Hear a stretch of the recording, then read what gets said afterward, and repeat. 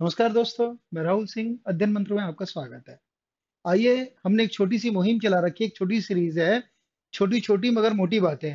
तो देखिए दोस्तों, आइए मैं आपको आज छोटी सी कुछ बातें बताता हूँ। आपने कभी सीटेट में पढ़ा होगा भाषा अधिग्रहण और भाषा अधिगम। और अधिग्रहण को हम कभी कभी अधिगम भी कहते हैं, ओ अर्जन भी कहते हैं, भाषा का अर्जन होना। तो देखिए, छोटी सी बात सिखा रहा हूँ, सुन लीजिए। देखिए, भाषा बच्चा कोई भी बच्चा होता है, वो भाषा ग्रहण भी कर लेता है। और भाषा अधिगम का मतलब वो भाषा को सिखाई भी जाती है।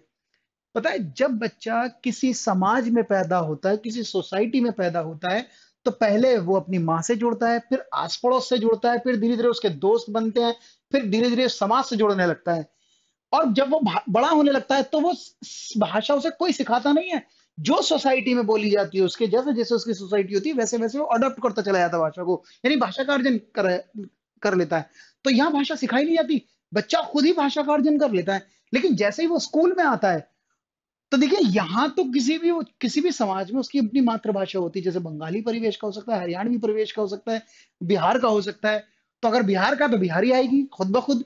अगर हरियाणवी है तो हरियाणवी आएगी। लेकिन इस जगह भाषा अधिगम में हरियाणा हरियाणा का बच्चा है या बिहार का बच्चा है, लेकिन जब वो स्कूल में जाता है, तो उसे इंग्लिश भी पढ़ाई जाती है, कोई दूसरी भाषा भी पढ़ाई जाती है। और वहां भाषा वो अर्जन नहीं करता, वहां से वो सिखाई जाती है। तो जब भाषा सिखाई जाए किसी के द्वारा बाधित रूप में, तब तो अधिगम है। और भाषा का जब अर्जन करता है स्वयं के द्वारा, तब ये है। अब देखिए, कभी कभी पूछा जाता है भाषा अधिग्रहण कैसे होती है और भाषा अधिगम। तो देखिए भाई, मैं इसका पॉइंट बताता हूँ। भाषा अधिग्रहण का मतलब है भाषा प्रयासपूर्ण होती है या सहज और स्वाभाविक आ जाती है, सहज और स्वाभाविक। और अगर भाषा अधिगम आएगी, तो प्रयास भी होगा और उसमें अभ्यास भी होगा। तो देखिए, अगर पूछा जाए कि सहज कौन सी भाषा सहज और स्वाभाविक होती है, तो कौन सी होती है? भाषा अधिग्रहण। और अधिग्रहण अगर नहीं है, तो देखिए, अधिग्रहण की जगह, ग्रहण की जगह कभी कभी एक वर्ड आता है अर्जन। भाषा अगर अर्जन हो जाना, ठीक है ना। और भाषा अधिगम होगी तो प्रयासपूर्ण और अभ्यास से आएगी, प्रैक्टिस से आएगी। फिर देखिए, कई बार पूछेगा कौन सी भाषा नेचुरल है, प्राकृतिक है। तो भाई, नेचुरल भाषा तो वो है जो बच्चों को जन्मजात पहले मिल चुकी है, उसके अंदर ही निहित होती है। और जब बच्चा बढ़ता है, तो खुद ब खुद रिसीव करता है। तो ये भाषा प्राकृतिक भी है, और ये वाली भाषा अप्राकृतिक है। दूसरी चीज इसमें क्या है कि कई बार पूछा जाएगा कौन सी भाषा औपचारिक है और कौन सी भाषा अनौपचारिक है। तो देखिए, कभी कभी हम शिक्षक, हम जितने भी लोग हैं, औपचारिकता निभाते हैं कि ऐसे कर, ऐसे बोल, ऐसे बोल। अधिगम में ही तो कुछ ना कुछ सिखाते हैं, बाध्य करते हैं, उससे रटाने की कोशिश करते हैं।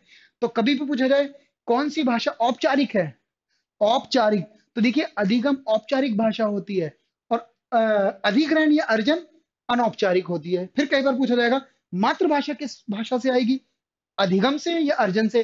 अरे मदर टंग तो भाषा अर्जन से ही आती है, भाषा अधिग्रहण से आती है। तो मातृभाषा, घरेलू भाषा या बच्चे की परिवेश की भाषा किससे आएगी? अधिग्रहण से। और अन्य भाषाएं, अन्य का मतलब जो मातृभाषा के अलावा और भाषाएं, वो दूसरी भाषा जो सिखाई जाएंगी, वो अधिगम से हो जाती है। तो ये भी होगा।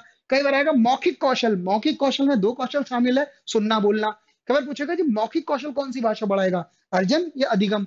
तो भाई, मौखिक कौशल तो बोलने सुनने से होता है। जब बोला सुना जाता है, तो सोसाइटी में से ही देखा जाता है। तो समाज से आ रही है, घर से आ रही है, तो मौखिक कौशल इससे विकसित होते हैं। मौखिक माने बोलना और सुनना। लेकिन लिखित कौशल कौन सी भाषा विकसित करते हैं, ज्यादा बढ़ाते हैं? वो है अधिगम। तो दो कॉन्सेप्ट आते हैं बेटा, भाषा अर्जन और भाषा अधिगम। मेरे ख्याल से ये बात आपको समझ में आई होगी। ये सी टेट के लिए मैंने एक छोटी सी वीडियो बनाई। आप मुझे कमेंट करके बताइएगा कैसी आपको ये वीडियो लगी। बहुत बहुत धन्यवाद आपका। और बहुत बहुत धन्यवाद अध्ययन मंत्र का, जो इस तरह की प्लेटफॉर्म मुझे दी, और इस छोटी छोटी सी कंसेप्ट से आपको बहुत सारी चीज सिखाऊंगा। आपका बहुत बहुत धन्यवाद।